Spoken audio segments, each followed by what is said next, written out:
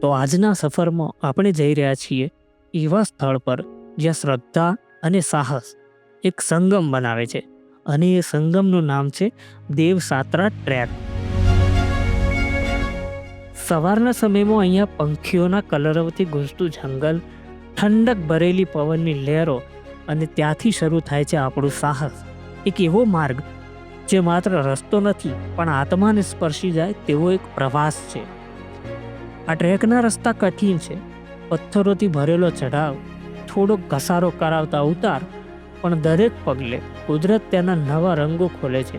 ક્યાંક તમને ઝરણાની રણકારતી ધૂન સાંભળવા મળશે, તો ક્યાંક ધુમ્મસમાં છુપાયેલું લીલું ઘનઘોર જંગલ જોવા મળશે. મિત્રો, અહીં ચાલવા માટે શરીરથી વધારે દિલમાં જુસ્સો જોઈએ, કારણ કે દેવસાત્રા સુધી પહોંચનારને માત્ર શિખર નથી મળતું, પણ મળે છે એક અનોખો આત્માનુભાવ. દેવસાત્રા માત્ર એક ટ્રેક નથી, આ એક આધ્યાત્મિક પથ છે. લોકો માને છે કે અહીં દૈવિક શક્તિઓનો નિવાસ છે. શિખર પર પહોંચતા એક અજાત શાંતિનો અનુભવ થાય છે, જે શબ્દોમાં સમજાવી શકાતો નથી, માત્ર અનુભવથી સમજાઈ શકાય છે. જ્યારે અનેક કલાકોની સફર પછી શિખરે પહોંચીએ છીએ, ધુમ્મસ ધીમે ધીમે હટે છે અને સામે ખુલે છે એક દૈવી દ્રશ્ય.